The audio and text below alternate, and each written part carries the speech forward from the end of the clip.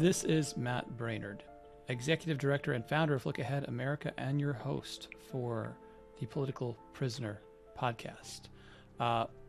It's been a little while since we recorded one of these, and since then, what I prognosticated was the only real solution to this problem was a change in the White House, and pardons actually happened. And I cannot tell you how rarely I am ever surprised by something in politics, and rarely pleasantly surprised, even more rarely pleasantly surprised. But that is the case. We have elected a new president who explicitly campaigned on granting broad pardons to participants in the January 6th First Amendment exercise. And he pretty much pardoned and commuted everyone that was prosecuted, was sentenced, was arrested. And I'm really glad that we have the opportunity to talk about this with one of the gentlemen who was himself a political prisoner, Guy Reffitt. We're glad you're with us, Guy. How are you doing? I'm doing okay. It's good to be with you, Matt. So just tell us a little bit about yourself and what you were doing on January 6th. My career is before January 6th I was an oil man since 2002 until my arrest, and traveled the world and drilled oil wells around the world for the largest oil companies in the world. And but on January 6th, I went to a rally, and then when the rally was over with, I traveled halfway across the country and said, well, the next thing to do is to go protest at the Capitol, because that's where you're supposed to go protest if you have a problem or disagreement with anything that goes on in your country. 52 years old now, I was 48 then, and said, well, my whole life I've always heard that if you have a complaint or an argument, you take it to the steps of the Capitol. Well, the steps of the Capitol is literally where I ended up that morning. When I got there was thousands, tens of thousands, if not 100,000 or better people there, and I saw where everybody was at the steps of the Capitol, and so I slid up there and stood up with my megaphone and said some things. I don't even remember what I said on that day, because it was such an energetic, exciting day, and they started shooting me about 6 seconds later with pepper balls, and then come down the stairs to spray me in the face. Surely before they started shooting at you guys, they gave you fair warning as required by the law, advised you to clear the area, told you were in the wrong place, just go home. Surely there was some kind of warning before they just opened up on you, right? If I was given anything, I wasn't aware of it. There was just too much going on to actually be able to tell anything specific that was going on in that aspect. I mean, they gave me 6 seconds from the time that I was interested. 6 seconds after I stood up, she just started firing upon me rather fast. Do you happen to know the name of the officer? That was Officer Shawnee Kirkhoff. She was the one that came and... Wait, is she still with the Capitol Police? She's not with the Capitol Police, but she's moved to a different division in D.C. somewhere. I'm not real sure exactly where. When they started opening up and shooting on you, though, were you aware of the police line being penetrated or breached, the Capitol being entered?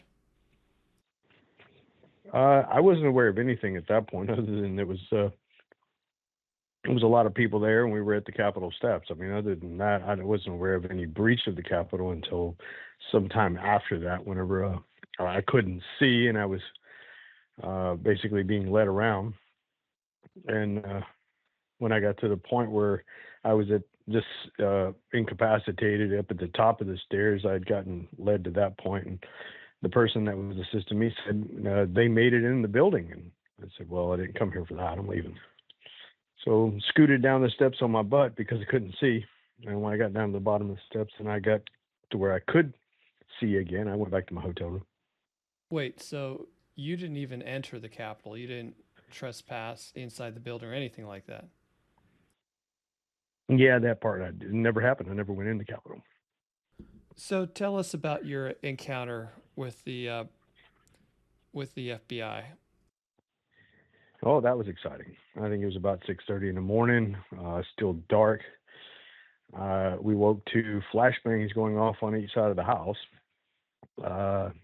flashlights through the windows, rifles drawn, laser beams, phone call come into my phone as everything was everything was chaotic at that point, and somebody said, "Guy, come to the door with your hands up, and just come to the door and keep your hands up." And I'm like, "Well, okay, can you please stop with the flashbangs? You're freaking my neighbors out." And Well, surely you must have a record as a dangerous criminal for them to roll out like that.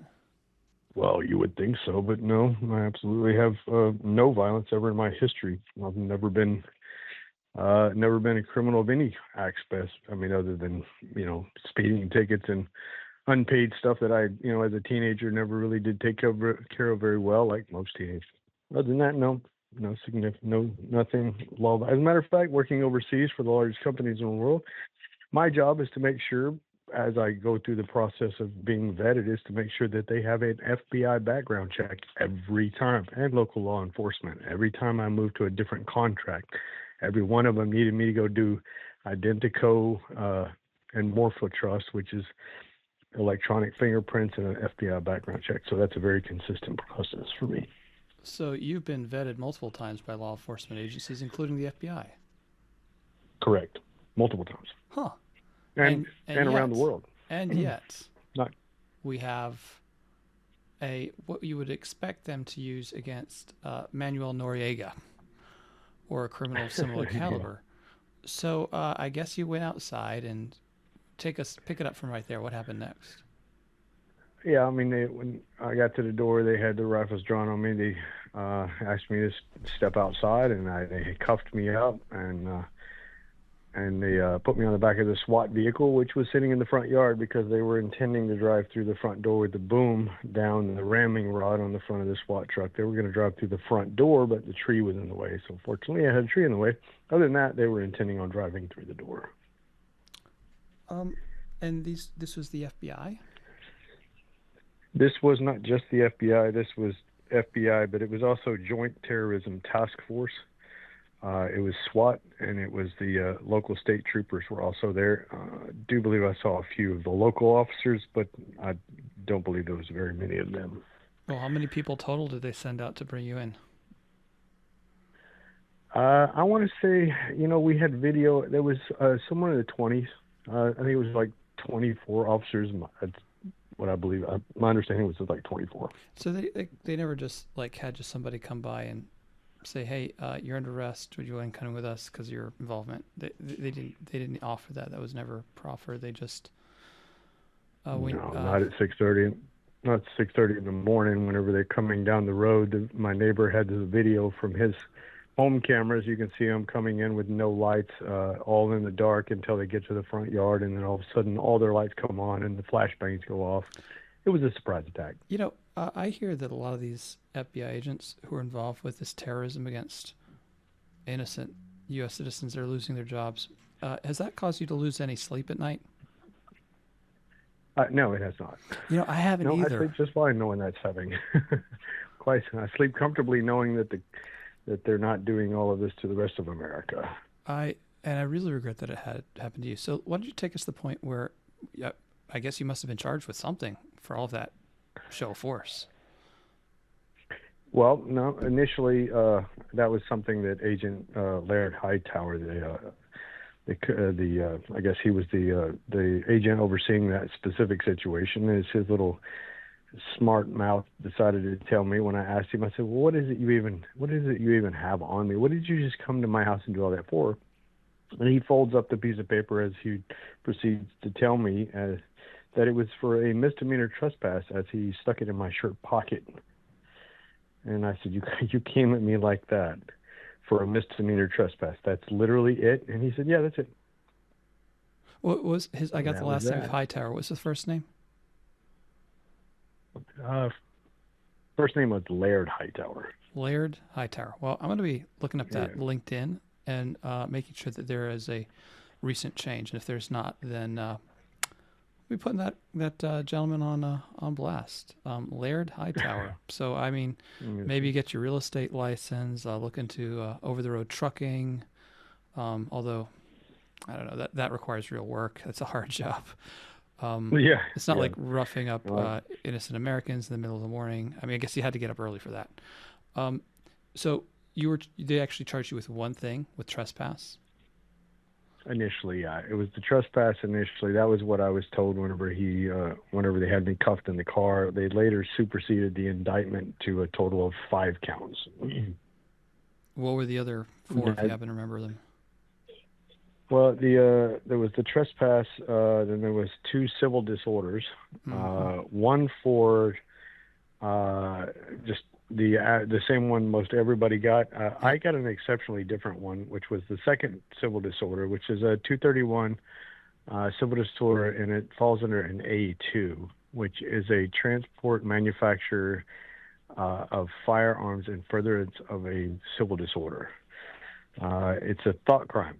It's technically thought crime. Before me, that had only been charged to one person prior to that ever in America, and so they built that in hopes they could get something out of that. And they did not prove what they meant to prove, but of course I got convicted of it anyway because the D.C. jury was not going to find me innocent anyway. So what was the point? Why'd you go with a jury instead of a judge? Like a non-jury trial? Yeah. Not Sixth Amendment right to trial with a jury. You follow the Constitution. The Constitution means something to me. Tell me about your lawyer. My trial lawyer was I believe he was a private practice, but he was a public defender that it was an appointed counsel from the court, and he was pretty useless. Yeah, you get what you pay for. Definitely worked against me. Yeah. Right. Well, and that's true. And honestly, what was the point of paying for something we were going to lose in D.C. anyway? Well, I mean, so but why still, spend everybody else's hard-earned money and the love and support of the people who favored and was helping us? True. Yeah, but it wasn't going to get us what we wanted. Did you know that the jury pool in Washington D.C. is functionally illiterate? Yeah, we had all that polling from the Federal Defender's Office. Mm-hmm. There was a lot of work put in to show that we were never going to get a fair trial. We knew that, and unfortunately, they wouldn't give us transfer of venue, change of venue. They just kept denying everybody. How long did they deliberate? 3 hours, I believe. Oh, wow. I believe it was around 3. Well, that's with a lunch. Well, so I mean, the lunch is free, so I actually believe they would intentionally take longer just so they get the free lunch because they know that. That is true. That is what they said. One of the jurors said, he's guilty anyway, but what did she say? The sandwiches yesterday were to die for, I believe was a quote from one of the jurors. So they want to make sure they got their lunch in. Right. Did you see anything among the jury members that would indicate to you that they might be even-minded or even a supporter of Trump or even a Republican or anything like that? Anything suggest that to you? No, they were all definitely anti-Trump. I didn't see anything other than disdain and a lot of apathy. So what did you get sentenced to? My sentence was 87 months. That's pretty. Now, you didn't hit anybody. You didn't destroy anything. You got hit yourself. No. And that was correct. I was assaulted. Over a 7-year sentence. How much of that did you have to serve? Well, until the pardon came through, I did 48 months. What'd you do with your time in those 4 years? Were you able to get any value out of those 4 years? Well, I spent most of that time studying law, studying what they could do to us and how they were able to do it to us,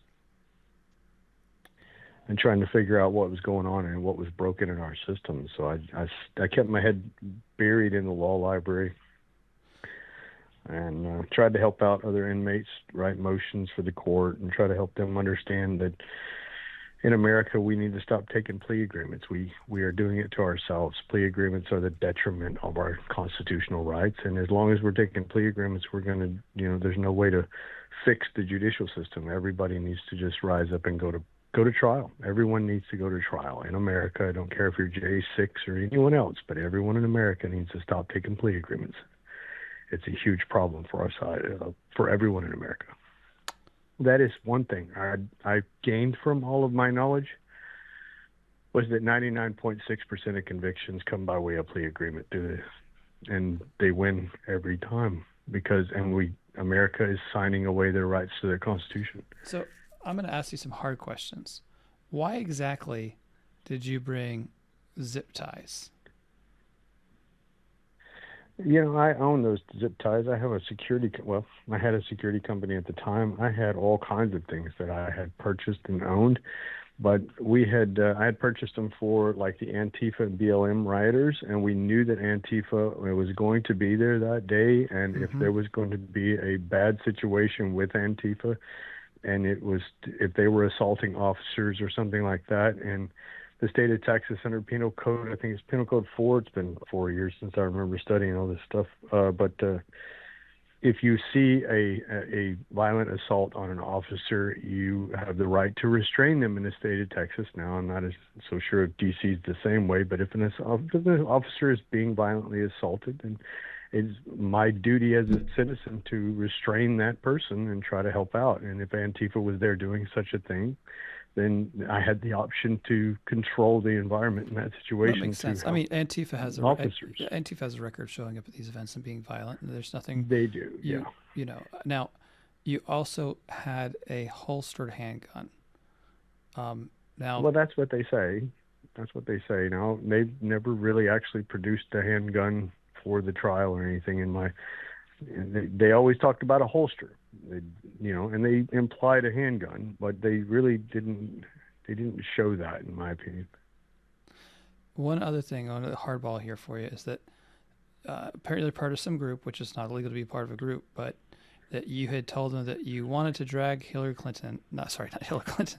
Sorry, it's my subconscious coming forth. You wanted to drag Hillary. Freudian slip. Yeah, Nancy Pelosi. Wrong catch you next Tuesday there.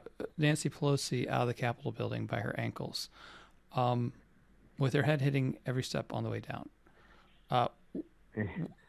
Would you explain the context of that? I can't deny that. Can't deny that it's on video. And yeah, the context was clearly that you're nowhere near the Capitol at the time. I'm nowhere near there. I'm talking trash. I'm thinking in my mind, in the subconscious of my mind, there's no way you're ever going to get that close to the building. It's the most powerful country in the world, and this is the most powerful governmental system in the world, and this is Congress, and you should never be able to get that close to the building. So whatever you say is just hyperbole, and it's not real. It's a fantastical world. You're talking trash and not really paying much attention. Sure, hyperbole is not. I mean, especially in a country with a history of burning political leaders in effigy. Nonetheless, and now, I don't know what kind of violence you intended that day, because when you were shot in the face with a pepper spray from a police officer with this alleged handgun, did you return fire? Oddly enough, no. See, Really? Isn't that the weirdest thing? You don't shoot back because you're not there to do such things. You went home and back to your hotel and took a shower and washed that stuff off of you, right? Yeah. That shower was a miserable situation, too. Pepper spray is not fun. Did not know that. Really? Was that your first time? That stuff is that was my first experience of pepper spray. The funny thing. It's debilitating. It's quite rough on the body. I actually bought a girlfriend a pepper spray a while back. This is a long while back. And I was like, hey, I wanted to know she knew how to use it. And I wanted to make sure it wasn't garbage, because you never really know. So I actually had her spray me. Okay. And I didn't think it was too bad. But what I didn't realize is I was using a sponge to wipe it all off and wash it all off. The next day I go to take the shower and the sponge is still there. And I wash my, the family jewels typically out of habit first. And that was all over the sponge. So it was not. No, it's not pleasant. It's not pleasant at all. It's definitely you never forget it. That's something you never do twice. Yeah. Yeah, Yeah. Well, it was quite hot. I mean, honestly, when I could see again when I got down to the bottom of the steps. So when I could see, I went back to the hotel. So and I always, and I did have to say to the judge during resentencing. I'm sure we'll probably get to that at some point, but yeah, I had a lot to say about that moment as well. well, I know you got resentenced because one of the charges was one that was completely invented, and you had to go all the way to the Supreme Court to say that you can't sentence people that. And I guess they knocked like 7 months or something off your case, right? Yeah.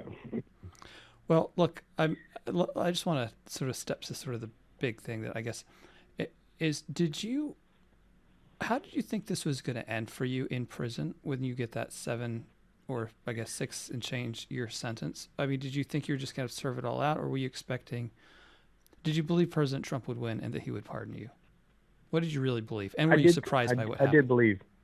No, I did believe he would win. No, I knew that the only right thing in America would be for him to win this next election. This the one he just won, because he already won the first one. I mean, the second one. I thought, well, that's the third one.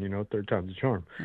But I did believe that it was the right thing, and I believe that America was really going to see the truth. And in my heart, and my spirit, my soul, and my belief, that it was going to be that way. And I'm grateful that that's the way it turned out. If it had went the other way, it would have been a really bad situation. It would have. So tell me about where you were when you first heard that President Trump on the first day that he had issued an extraordinarily and historically broad pardon that included you. What was your what went through? Where were you? Where did you hear it? And tell me what the scene was. I was in Cimarron Correction or Detention Facility in Cushing, Oklahoma. Now that's an old state prison that they've converted over to a transfer facility for the federal government, and it's quite a large area. It's a 120 bunk area, so there's a lot of inmates in there. Not all of them are full, but for the most part, it was pretty full at that time. And we were watching it. We spent the whole day watching the inauguration. Everybody was in tune to it, not just me, but everyone inside the facility in that particular pod. And as soon as he signed it, people were just coming up to me and, shaking my hand and saying congratulations. And I was just numb. I was just like, this is where I thought it should end. This is where it has ended. This is where we're starting a new chapter and beginning a whole new thing for our country. And this is where it all starts. It starts today. And so I felt pretty well numb from it and was just grateful. So I got immediately on the phone and started calling family. How quickly did you get out? I was out the next day. I was out by 5 p.m. the next day. What was the how did So the I mean, what prison were you at, and how did the prison guards regard you? oh no, they were most every guard in that facility, because I spent 5 months there before. They were all actually very good to me, as far as most of them were supporters of the January 6th movement. They were more attuned to the conservative value. So unfortunately, they had to do their job, and I just kept my head down, stayed out of the way, and they would. I mean, being the fact that they're closing the doors and locking them all the time is always a problem. But uh, as far as when it was over with and the pardon was signed and everything, they weren't even locking my door. I had to wait for transfer. I had to wait for everything to happen and stuff like that. They were like, no, this man's a free man. We're just gonna just leave his door open. It's all good. Just let him hang out there until we get all this paperwork done. He's getting out of here. So, if you had the chance to meet President Trump, what would you say to him? I would say thank you, not just from me, but from my family and from all of the Jan 6 defendants and their families in America. Thank you, Trump. America is very grateful for everything that you're doing for not just the Jan 6 people and their families, but for America. So, tell me, what's next for Guy? Ah, yeah, that's a good question. Right now, it's time to rebuild the life. That's a slow process, and it's going to be a bit of a daunting progress. We've set up a Give Send Go account under the Reffitt Recovery name so that we can try to raise some funds to get back to getting to work again, because this man needs to get back to work. I don't do much laying around in life, so as of now, we're just going to try to get back to Texas because we're still in D.C., living here for right now to the end of the month. Oh, where are you and in then D.C.? We're going to try to. We're over here off of 3rd Street in the north, over off in the northeast area. So, So we're not too far away. Oh yeah, I'm in DC myself. Yeah, maybe I'll talk to Kimmy and see if we could catch you at some point before you jet out here. But tell me again, where's home for you? Well, it was Wiley, Texas, but we lost the home, so we don't have a home down there anymore. We're hoping to get a little temporary setup down there in at the J6 Road Home community down there in Fredericksburg around Lukenbach. And we're going to try to get to work and try to get everything built back from there. And for now, we're just trying to get back to Texas and get out of this place. So tell me what's going on in Fredericksburg. What is that? That's where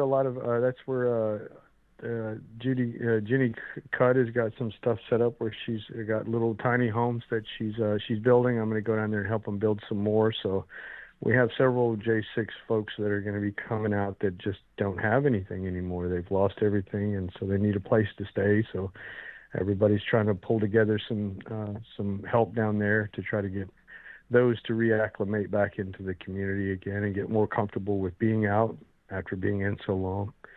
Try to get everybody comfortable with the free world again, and a lot of support group down there. Well, I do want to share, this might be applicable to you, but anybody who listens to this, that Look Ahead America has now 2 ways to help former J6ers. One is we have the Jobs for J6 program to help J6ers who need help getting new employment find it, because we found employers who are willing to give these guys a chance. And that link for either signing up as somebody who needs a job or saying, I run a company, I would be happy to hire people, is lookaheadamerica.org/jobs4j6. But we also have a new partnership with a mortgage firm who will help J6ers who are down on their luck get approved loans for new homes. And in some cases, if you're in the general Philadelphia area, even grants to help with things like down payment. So if you sign up with, and we're sending a letter out, I think this week, via the attorneys of all the J6 defendants, letting them know of these 2 opportunities. And but again, whether the attorney forwards it or it doesn't sound like your original attorney would do anything other than put it in the trash. But please, I encourage everybody to share news and go to of this and go to lookaheadamerica.org/jobs4j6 and to connect with us on how we can help hook you up with a home loan opportunity. So I've often posited that around the world, many of the great leaders who have helped shape their nations had themselves at one point been political prisoners. And we all know the names. What I wonder is who among the January 6th political prisoners who've now been pardoned by President Trump will emerge as future great leaders of our country. And I certainly hope, Guy, that you're one of them. Well, the time will tell. We'll see how this all goes. I do believe that there's opportunity for that to be a good move forward, but we'll wait and see what the plan for this situation is. Right now, I'm still trying to pull together everything else. I've actually struggled trying to get social media together, trying to figure that out. My X account's it's going, but it's an interesting process. There's not much of a social media guy before all of this. Well, if you can learn the law while you're in prison, I'm sure you can figure out social media. It requires much less effort and intelligence. So, if people want to help you out, tell me where they can go to help you. You can go to Give Send Go, and you just look up Reffitt Recovery, and that's where we have our Give Send Go account. Or you can find me on X at Guy Reffitt J6. You can find the same thing on Facebook at Guy Reffitt J6, or you can reach out to me on my email at guyreffitt2021@gmail.com. We'll have some links for that in the podcast description, but just for those listening, I want to spell this gentleman's last name. It's R as in radar, E as in echo, F as in Frank, S as in Frank, I as in igloo, T as in tango, T as in tango, Riffitt. Guy, I want you to stay in touch with us and let us know if there's anything you do to help. Sorry. And I would love to come down, and I'm not that far from Fredericksburg either. I'd love to come down and see what you guys are doing there. So please loop in with Kimmy and let me know how we can connect down there. Okay? Okay, and you'll find me at the Eagle's Nest if you know where that is. I don't. Okay, we'll get with Kimmy. All right. Well, look, it's been a pleasure talking to you. I'm glad you're free. Praise God. And this has been Matt Brainerd, Executive Director of Look Ahead America, lookaheadamerica.org. America first, America forever.